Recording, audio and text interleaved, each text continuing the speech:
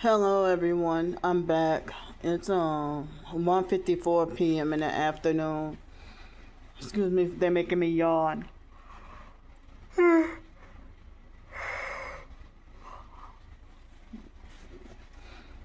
So, well, hold on. Now they're making me itch all over the place. So, they postponed the court date for this one from the January 9th arrest. They postponed it all the way to October 8th. So the trial the May 9th arrest was the arraignment the day before yesterday, Monday. And that court date is September 29th. And then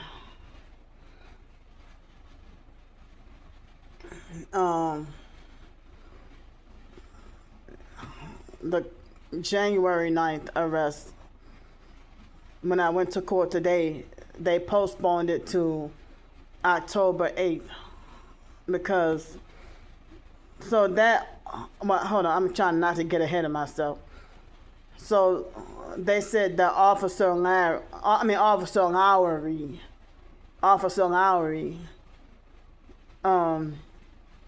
they said he was transporting someone to jail like this afternoon. So that's why he wasn't able to make it to court.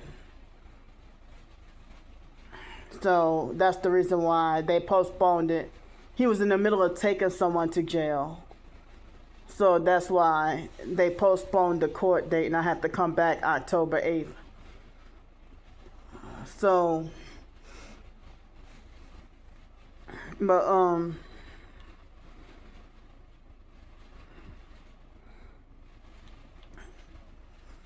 that Officer Lowry is the same officer that when I got wrongfully arrested and thrown in jail February 28th of last year.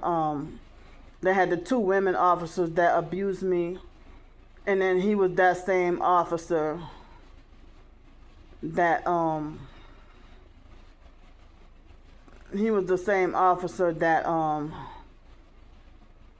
patted me down and put me in handcuffs and then left. And he was the officer not named on the police report. And he was very abusive to me. And manipulated for me to feel afraid that he was going to hurt me. And so when I got illegally swatted December 21st of late last year, I didn't realize that was the same officer that did what he did last year. So then when he said, you're at a closed business. You're talking about you're at a closed business. He said, you're at a closed business. See, in the city of Gretna, but I almost got wrongfully arrested and thrown in jail then. And then, but they told me I was free to go. And I came to court today with my Bible and with the flash drive of the screenshots of the harassment and also the notarized letter.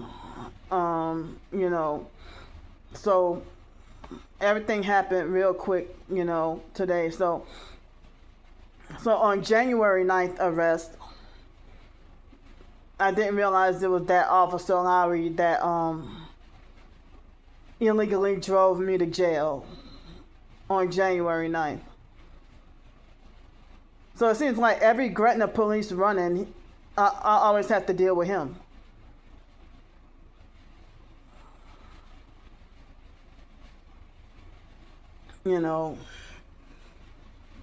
So, but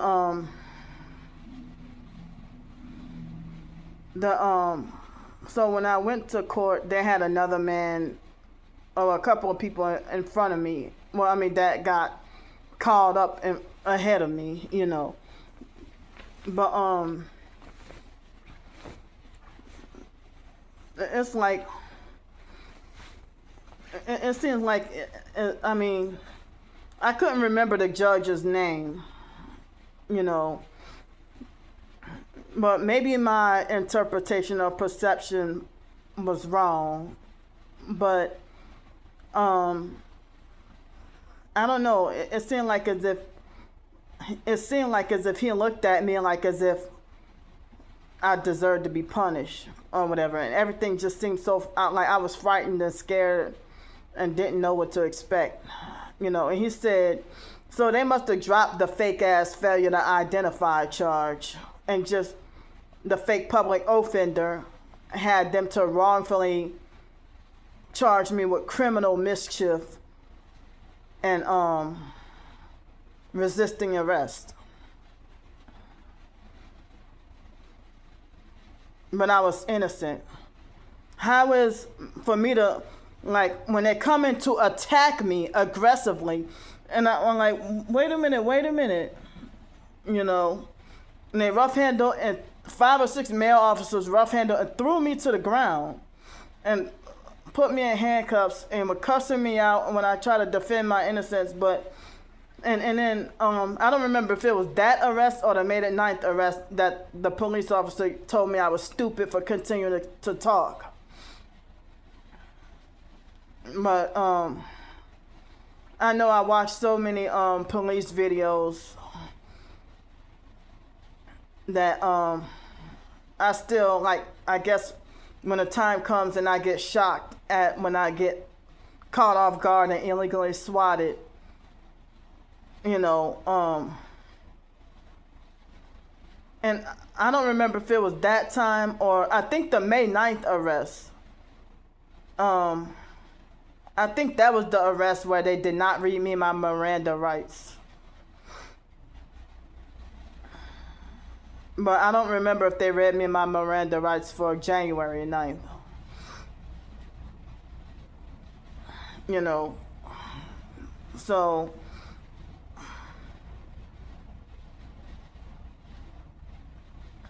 but so yeah, they just had me wrongfully criminally charged with criminal mischief and resisting arrest, and I did neither.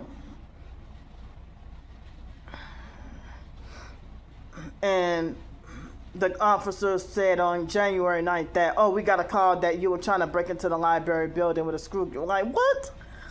And it was fake damnation. The online stalkers prank called and thought it was funny.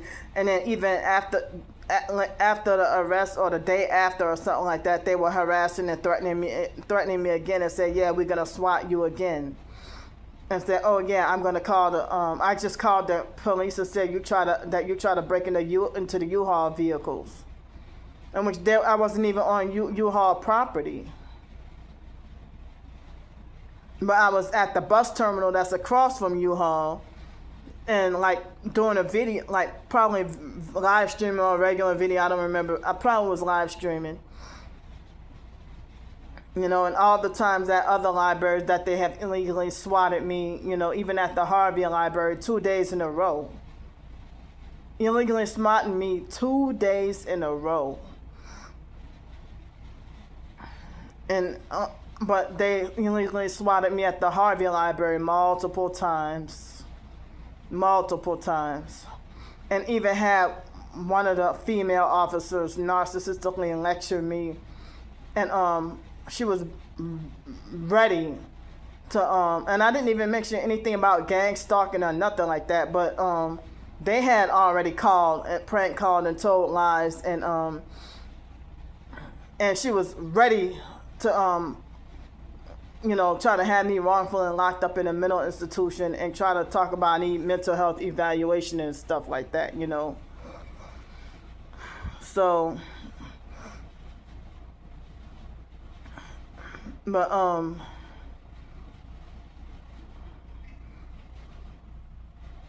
yeah, I just wish that they would drop the false criminal charges against me. Because the fake public offender, he doesn't know what the fuck he's talking about. I saw that motherfucker today too. But he didn't, I'm glad he didn't walk over to me and tell me not a damn word.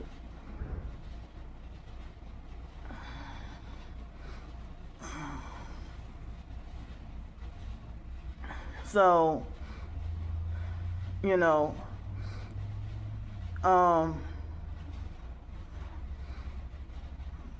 so yeah, it was the fake public offender that manipulated everybody into falsely believing that I committed criminal mischief. Now, back in, well, I guess it was before March or whatever. The day before the court date, I talked to the fake public offender, and he talked like he was about to have my back. And he said, criminal mischief and you were allowed to be there? That doesn't make sense. And then when he talked like he was about to have my back and fight for me and defend me for once. And then when I got to the court, he started acting like an asshole all over again, Because last year he oppressed and abused me the entire time until after he succeeded at illegally swindling me out of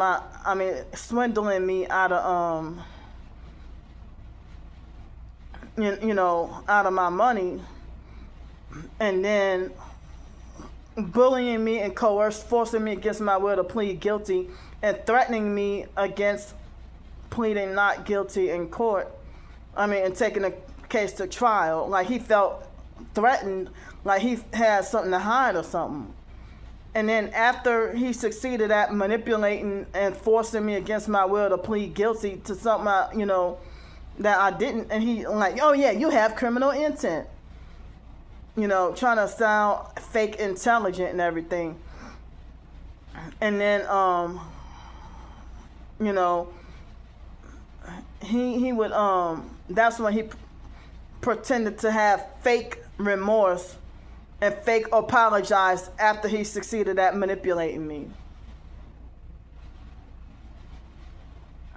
And one time I called, I think it was the clerk of court, and they said that public defenders and stuff, that they're not supposed to deny you a right to trial, or that they're not supposed to be doing that to people.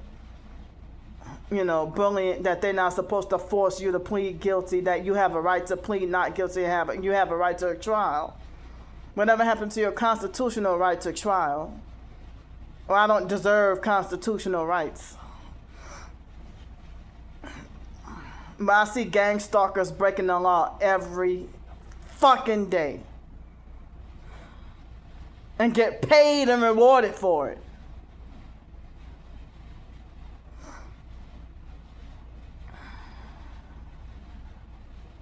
Illegally.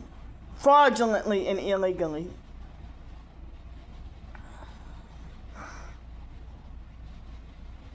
And I don't have a right to be upset. Well, anyway, I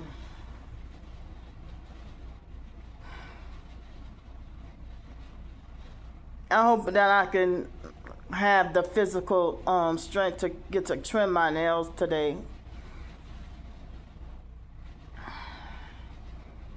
And I'm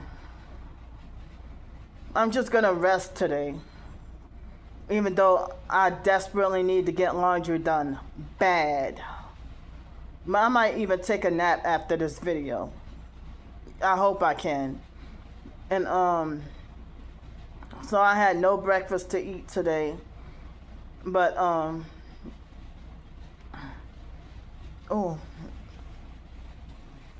but I had a very delicious chicken and shrimp pad thai for lunch, and I couldn't eat it all. I would have sat there and ate it all, but I was pressed for time to go to court. So, I ate probably about half of it, and I had a dessert and I had apple juice and water, and I was only able to drink half of the cup of water, but I had drunk all the apple juice. But I would have saved the plate for later, the rest of the food for later, but I couldn't because I don't think I was allowed to bring any food in court. So, I felt bad to have to be forced to waste the rest of the food. It was so good too, but because of time, I couldn't finish it. But if I could have, got the opportunity to save the food, save the rest of the food, I could have saved the rest of it for dinner, and then had the other 2 biscuits, and then call it an evening, But so now I have only those 2 biscuits left in the fridge in this hotel room, and I don't know if they're gonna taste nasty or if they're too old or what, So I have to find something to eat for dinner.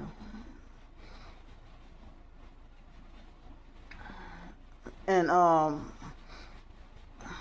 neither one of my Uber excuse me, see, right when they're hitting my throat and making me cough. I was trying to say neither one of my Uber drivers were perps today. Neither one of them, I don't think they were perps. But the one this morning, she definitely was not a perp. And the guy, I don't think he was, this afternoon, I don't think he was a perp either. So, the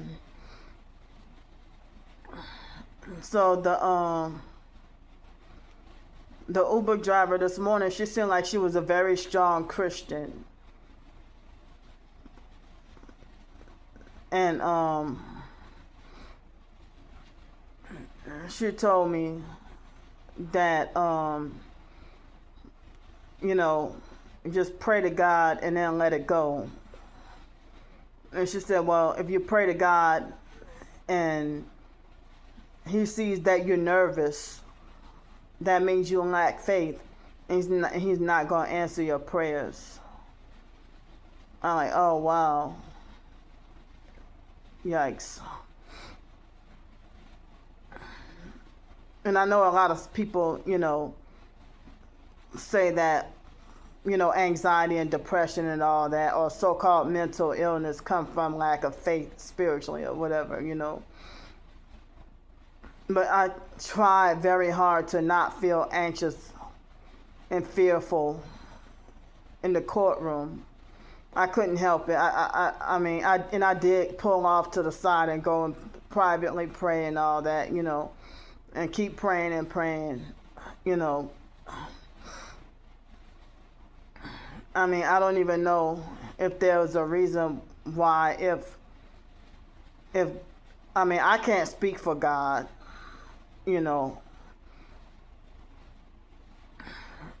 but, I'm thankful and glad that I'm walking free now and not locked up. And I'm still scared and wondering about that incident from Sunday when the NOPD police officer pulled up right by me. And I was wondering, what was that for? He was about to get out of the car and do me something. So, it seems like it's easy to get in all kinds of trouble just because you're homeless. And especially if you're out in the open, everybody can always see you all the time. You don't get really any safety, security, privacy, nothing. And I'm just trying to survive the best way I know how. Not intending to commit crimes. I'm not even trying to maliciously commit crimes for survival either. And, with people that's homeless, they expect you to prostitute yourself and sell your body and sell your soul for survival. That's where the homelessness and sex trafficking connection comes in at, you know.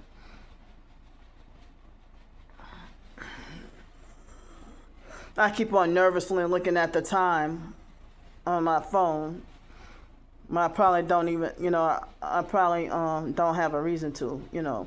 But I put my backup phone that's messed up, I put it away. And so I got my MP3 player right now. Man, so the Uber driver this morning, she was listening to like 90s secular R&B. But then she said right when I was about to get out of the car, a gospel song came on. But I don't know, I couldn't hear what gospel song that was, you know.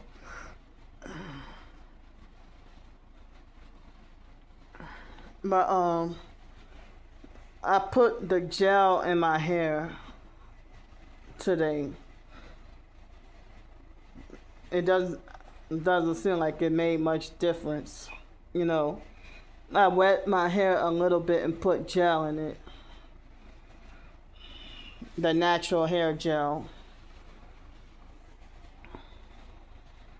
I really think my hair texture changed.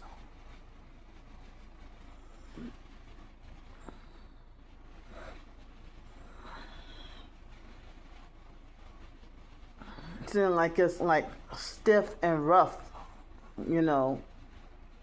It's not soft like it used to be. My nails are too long from me suffering depression, you know.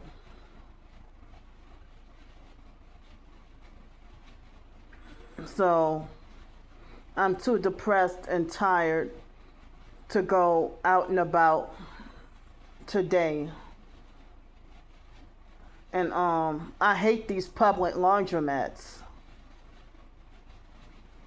You know, so when and then a lot of hotels that I've been going to, it seems like they act like as if they don't have any quarters or enough quarters for laundry. And by me not having a bank down here, it's harder for me to have a way to get quarters. I mean, I've even, you know, I thought that you could go to any credit union. If you have a credit union, I thought you could go to any credit union and, you know, be treated the same, but I guess that ain't true. Because another credit union would not even give me quarters. You know.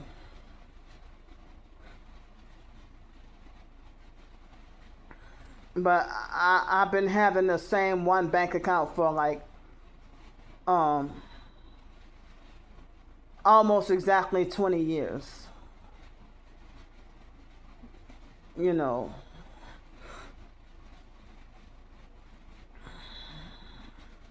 So, and I remember trying to get a bank account in New York in 2006, and they denied me because of having bad credit. You know, but I would hate to get a bank account here in New Orleans if I'm eligible to get another bank account. I would hate to try to get another bank account and then end up being forced to move out of state, and again due to the gang stalking, and if they don't have that bank over in another place, you know.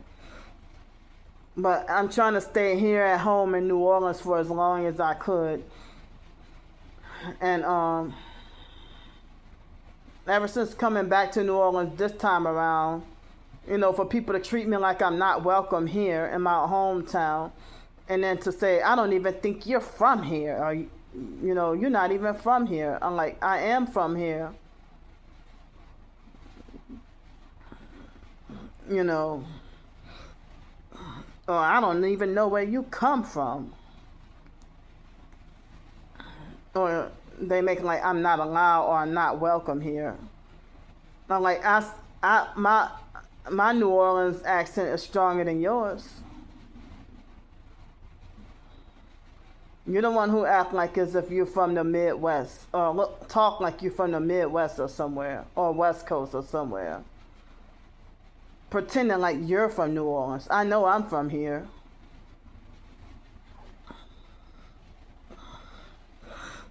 I'm a freaking native. But after Hurricane Katrina, I've been bouncing around from state to state and switching back and forth between out of state and coming back multiple times, you know.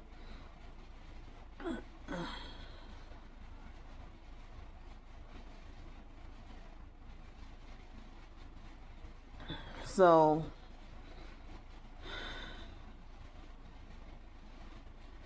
yeah,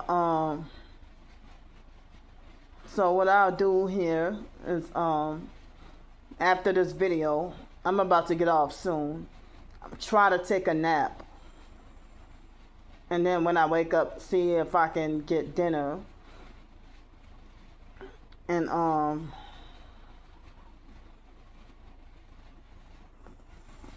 and try to see if, try to take a shower. And, try to push myself to be strong enough to perform, other personal hygiene. I'm still like too depressed. I need to push myself to be strong enough to trim my finger and toenails. And I wish I could have help with more hotel nights. But it looks like I'm gonna have to be out on the streets tomorrow. You know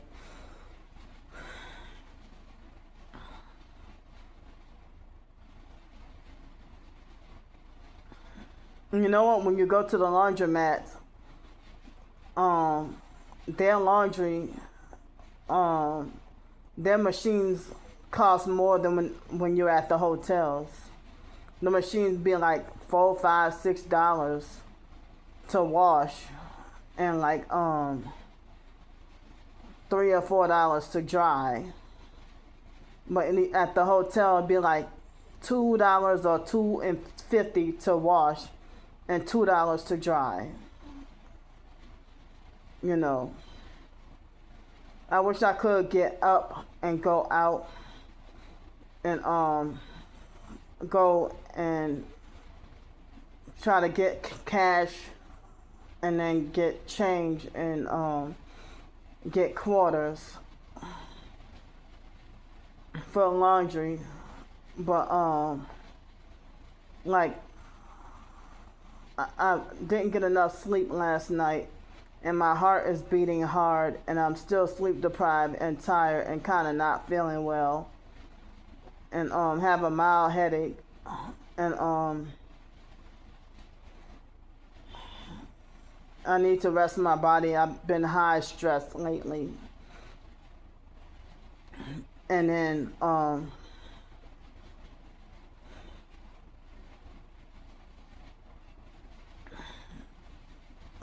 so then I I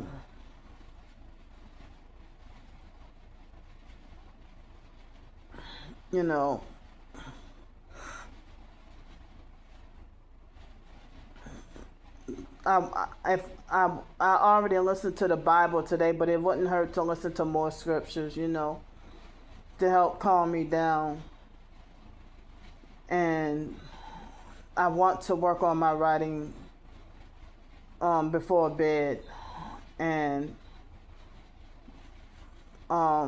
yeah, I'm scheduled to have to be back on the streets tomorrow, but it would be great if I can have help with more hotel nights. But if not, then I just have to suffer on the streets tomorrow. And like if I have some time in a hotel room, and then the first day back on the streets is a gang stalking setup with the worst attacks, and